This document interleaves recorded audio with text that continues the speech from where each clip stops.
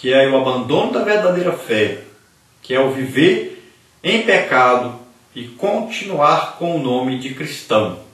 Hoje na igreja existem muitas profecias, mas só aquele tipo de profecia que não é de Deus, que só elogiam as pessoas estão vivendo em pecado, mas aí vem a profecia falando com a pessoa, tal, só coisa boa. Mas a verdadeira e legítima profecia de Deus é aquela que traz à luz o pecado, para que haja correção. Quando existe uma profecia falando do pecado, condenando o pecado, todo mundo diz que é do diabo, ou diz que é para outra pessoa e tal. Ninguém quer essa profecia. Então, nessas cartas que estamos estudando, Deus vem principalmente falando com os líderes, com os pastores, sobre a correção na igreja, sobre a mudança do que está ocorrendo na igreja, antes que seja tarde. Então, é um aviso. Veja bem que as igrejas não ouviram o aviso e fecharam, se acabaram. Não existem mais. Essas 7 igrejas não existem mais, porque não atentaram.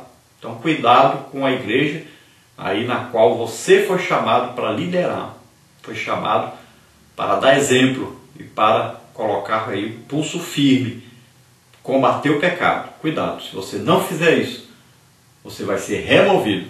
Então você, professor da Escola Bíblica Dominical, você também está aí como um líder. Cuidado para não viver apoiando o pecado ou viver em pecado. Então conserta a sua vida e passe daqui para frente a combater o pecado, onde ele estiver.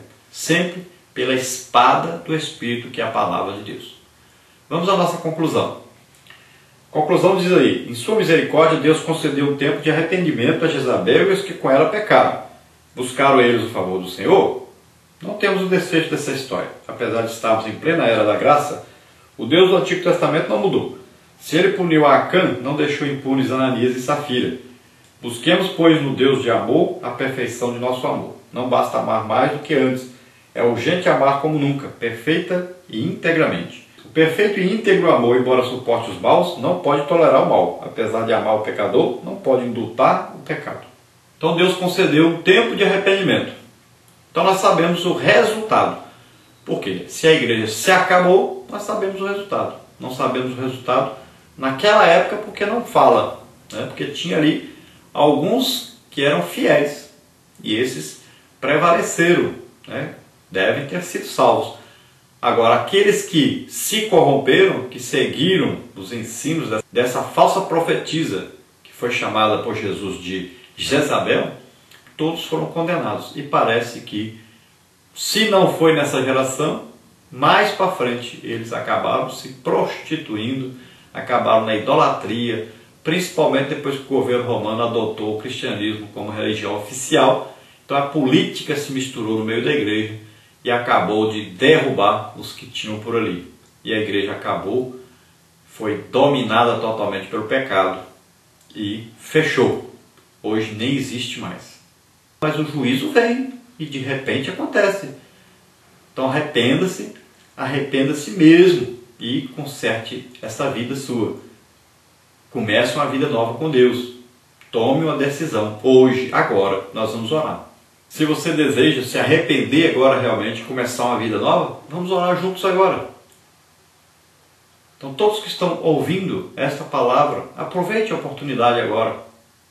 Se arrependa de estar vivendo em pecado, de estar seguindo aí uma liderança pecaminosa. Se arrependa de ser parte dessa liderança pecaminosa. E tome a decisão de daqui para frente viver diferente e condenar o pecado. E não se misturar ao pecado. Viver uma vida separada para Deus, fazendo a obra de Deus, praticando a palavra de Deus, desejando de toda maneira que essa palavra prevaleça. Vamos orar juntos agora. Pai querido, em nome de Jesus, abençoa, Senhor, poderosamente essas vidas. Ó Senhor, aqueles que se arrependem agora, ó Senhor, escreve os seus nomes no livro da vida, perdoa eles, ó Senhor, ajuda-os a daqui para frente combater o pecado, a vencer o pecado. Ó, extraem, contistor, begrare, microferei, xararlamanai. Restaura, Senhor, esses que estão vivendo de qualquer maneira. que estão aceitando o pecado. Ó Deus, abençoa essas vidas, fortalece-os, ajuda-os, Pai, a terem coragem, Senhor, ajuda-os, Pai, a não se acovardarem, ajuda-os, Pai, a não respeitarem mais o homem do que a Ti, a Te amarem com amor verdadeiro, Senhor, o amor que combate o pecado. Ó Pai querido, em nome de Jesus, usa poderosamente essas vidas, Senhor, que agora se chegam a Ti arrependidos e que tomaram a decisão de mudar daqui para frente, de exercerem a autoridade Sua na igreja. Ó Pai querido, em nome de Jesus, ajuda-os, capacita-os, ó Senhor, para que a Tua igreja seja santa, irrepreensível, sem mancha, sem ruga. Ó Senhor, ajuda para que a noiva esteja pronta. Em nome de Jesus nós te agradecemos, Senhor. Amém. Glória a Deus.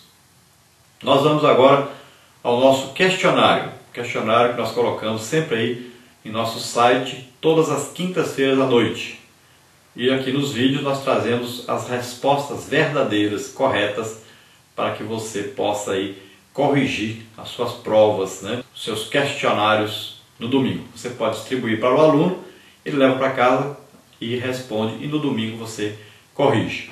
Lembrando aí que quem deseja nos convidar para estarmos aí no congresso de EBD, no seminário de EBD, numa palestra sobre escola bíblica dominical, ou sobre família, para jovens, ou para adultos, ou para idosos, então você nos convide. Nós temos aí o nosso telefone para contato, o nosso e-mail. Você entra em contato conosco e nós poderemos ajudar aí de alguma maneira aí na igreja onde você congrega, ajudar o seu departamento aí. Vamos então ao nosso questionário. Primeiro aí dentro do texto áureo, para completar, primeira pergunta. Não vos prendais a um jogo desigual com os infiéis, porque que sociedade tem a justiça com a injustiça? Que comunhão tem a luz com as trevas? E que concórdia há entre Cristo e Belial? Ou que parte tem o fiel com o infiel? Dentro da nossa verdade prática, aí, segundo pergunta então para completar. O verdadeiro amor tudo suporta, mas não pode tolerar o pecado, porque o amoroso Deus exige santidade e justiça de seus filhos. Dentro da nossa introdução, pergunta número 3, também para completar. Ao contrário de Éfeso, a igreja em Tiatira fizera-se conhecida pelo amor. Foi repreendida por tolerar o mal. Nela o amor até sobejava. O amor de Tiatira amava mais do que antes, mas ainda não era capaz de repulsar o mal. Tiatira era amorosa, no entanto fez-se réproba ao mostrar-se indulgente com uma profetisa que, à semelhança da mulher de Acabe, vinha introduzindo os santos ao adultério e à idolatria. Parte 1 aí, a igreja em Tiatira. Como era a cidade de Tiatira? Embora rica, Tiatira não podia ostentar a riqueza de Éfeso, nem era tão importante quanto Pérgamo.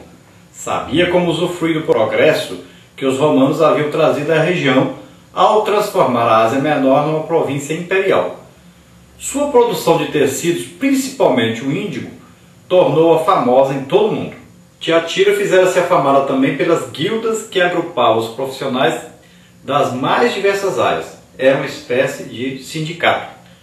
Hoje a moderna Aksa, na Turquia, depara-se com as ruínas de uma Tiatira que, outrora florescente, perdera todo o vício ao honrar mais a criatura do que ao Criador. Número 5. Como chegou o Evangelho à igreja em Tiatira? É bem provável que o Evangelho tenha chegado a Tiatira através de Lídia. Evangelizada por Paulo em Filipos, retornou à cidade natal como portadora das boas novas de salvação. Atos 16:14. O apóstolo haveria de confirmar o trabalho ali estabelecido em sua terceira viagem missionária. Atos 19:10.